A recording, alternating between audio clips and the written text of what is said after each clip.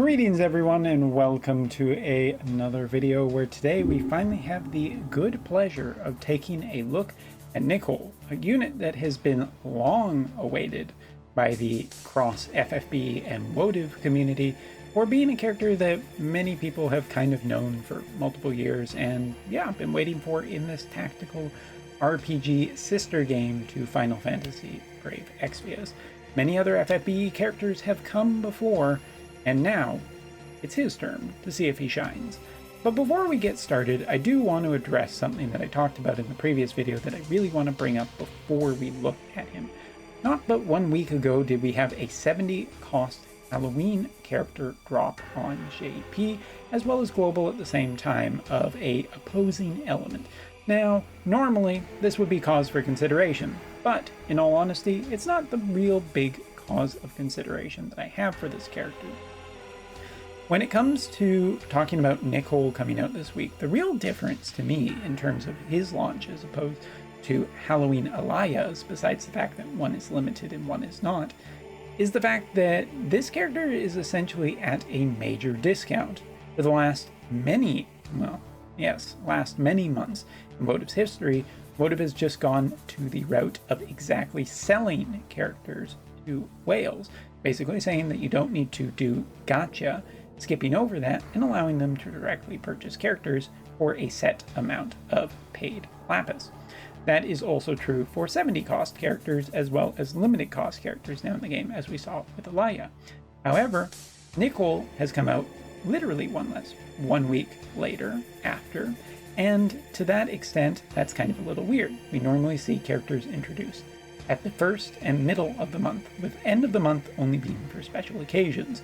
Special occasion, of course, being the 5th anniversary that is coming up. But yes, I digress. The fact that you can get Nichol for a level 120 from a single 2k paid pull is both suspicious of the 5th anniversary and what is coming, including the power creep, but also if we were to just talk about the fact that that is already half the discount of Thunder Elia, the real question here is whether or not this 70 cost character is going to be half the value. While I do recognize that FFBE is going through its 9th anniversary, and this is tied into that kind of as a semi-mini collaboration, it is coming right before a major upheaval in power that we will see up into November almost certainly. So that makes me question about how good Nichol's value is. Alright, now that I've gotten that off of my chest for the 3 minutes that it took, let's talk about Nichol. So looking at in this party right now, if we compare Water Veritas, which here Water Veritas does have Trust Mastery on, so let me just remove that, just to make sure that we are playing on as even as possible settings.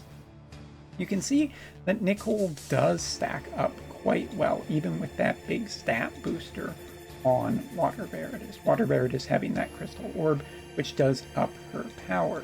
And if we look, it generally looks fairly even between the two characters, which is encouraging to say the least, that we are probably going to be seeing some generally good value from this character as opposed to a free, or at least semi-free, 100 cost character. Of course, the cost being your time.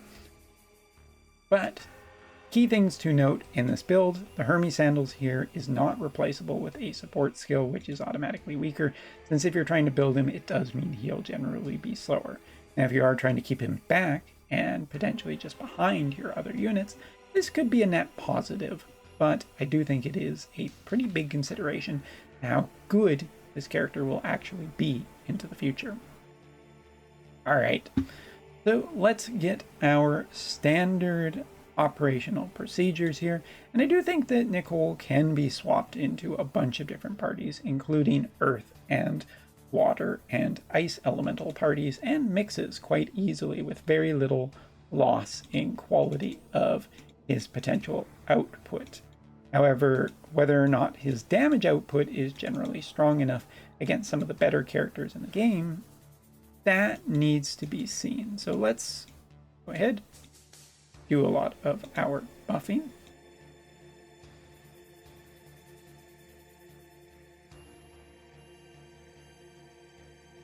And now we'll get Nichol in here. So Nichol does have a bunch of different attacks. If we were to just take a look at, for instance, firing off his limit burst here, we can see that much into similar weeks, I would say that that is pretty comparable for how Gilgamesh takes a magical hit in the setup.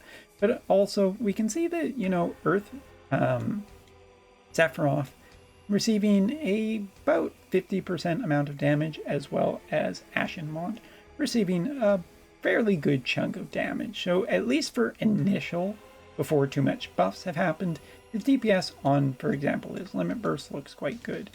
If we were to cast this other AoE ability, we're getting pretty good chances here, except for Stun, which does have a 48% chance on some characters and considerably lower on others.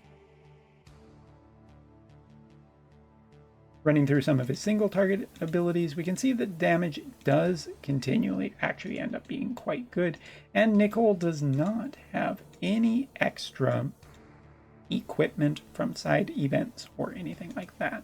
So it looks quite promising, to say the least.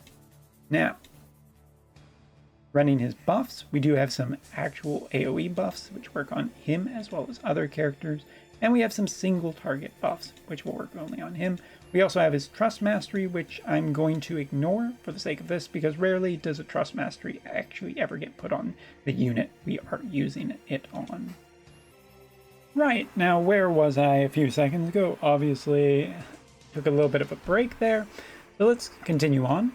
So first off, not in a great position for this, so let's just cast his single target buff for now, giving him some stats. And let's continue to buff our other characters, starting with Ashenmont, making sure that he is generating AP, and kind of just getting all of our buffs set up.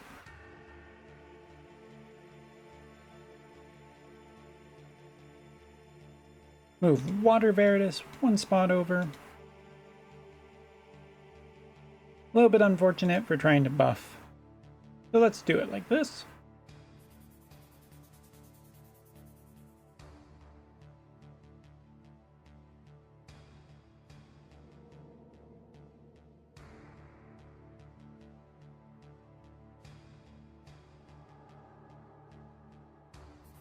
And now that we have a little bit better position, we can throw this on. And now we should be good to check out and test. There is one other skill there that we have not cast for Nichol. And honestly, it should be his 200% chance for magic damage, which would be an interesting upgrade. So maybe we'll test that out once we see what his damage currently looks like without his sub-job. So starting off here with the Limit Burst attack from Gilgamesh. As you can see, Gilgamesh usually quite strong in terms of his power of his Limit Burst, but we are taking very little damage, even on 70 cost Nichol comparatively. And that is with very little AoE resistance and just a lot of single target resistance. So we're doing quite well against AoE, mainly because of that 60% AoE or magic attack resistance is going a long way in protecting him against that. Not so much against Frostbite, but it is doing work. Taking a look here, this one a little bit more powerful and able of getting through Nichol's defenses, but I think they hold up quite well overall against even how powerful an attack this is. Taking a look just at Spring June, we can get an idea for what Spring June is going to be doing here. About 6,000 with her Limit Burst. Her Limit Burst is not necessarily the most powerful thing comparatively, but it's also no slouch either. We can also get an idea for what Nichol's counter heal would end up being, and interestingly, a reminder that that counter heal is for allies too. So we are getting about 1,284 HP, and that would be applied to other characters. Seems generally pretty good. We can see that AoEs are quite strong, going on that single target, quite weak, but that is to be expected with how much single target resistance we have on this character. Bringing in Sephiroth, I don't think that there'll be too much in the way of surprises here. He's quite strong against fire magic, so that ends up protecting him quite well. But Curse does have a chance of ruining his day. So you might need to really amp up Curse resistance depending on what units look like in the near future to be very successful for him. But fire AoEs, not looking too terribly damaged, mostly able to heal through anything that the opponent is doing. If we look at a single target attack, really not super impressive for going up against a 70 cost. Not that we would expect much different. So let's try Ashen Mont next. Ashen Mont's Limit Burst, quite powerful historically, but as you can see, falling well short of the mark here for getting through him. We start throwing a few other attacks. This one would be much more plausible to be better against Nichol, especially with that silence effect on there. Also quite nasty. And if we just look at some of his other attacks, a little bit less powerful depending on what attacks he's used first.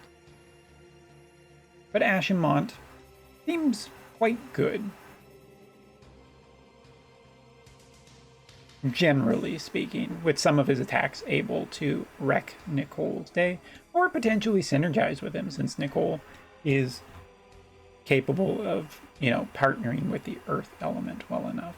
Now, here we are, we're back with Nichol, so let's see how his attack power has changed. We can see that Gilgamesh running through his buffs is surviving now as comparatively to before, and in general, the opponents seem to be doing quite well. Even Sephiroth, who is kind of the standout here, despite being elementally weak, is lasting pretty well. Fire off a few other abilities, and we can see that the story is pretty much comparatively the same for what Nichol's damage is doing. And keep in mind, with the abilities that Nichol is capable of throwing out there in terms of support, the question does beg whether his DPS can just be okay for him to be quite a successful unit. And I think the answer is generally yes. But we do have this ability, which is the last one we want to run, just as one more attempt to kind of up the DPS. So skipping through.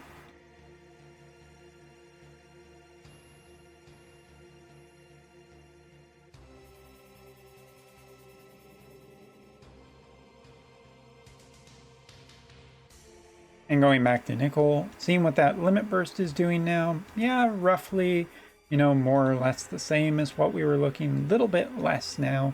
Potentially buff cycling is going to be a little bit picky or choosy.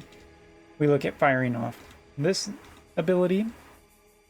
We can see that we could potentially get a stun on our opponent. So the DPS, I think, is generally good for, what you're getting, as well as some support skills attached to some of them. It's probably more than good enough for a 70 cost that would be focused on cost limited events, but it seems like Nichol could definitely squeeze potentially into some water, ice, and earth teams as a low cost viable support, healer, and DPS. So let's check out this one. Seeing what the casting time is like.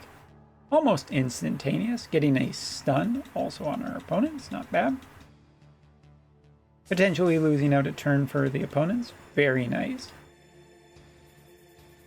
And firing off our other ability here. Let's not be a little too rude to the same characters.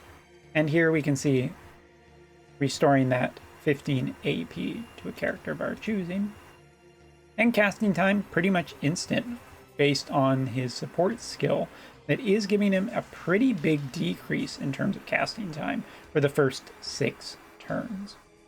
Overall, I have to say my final thoughts on the character are quite positive. I think that Nichol shows very well for a 70 cost character that's essentially at a discount.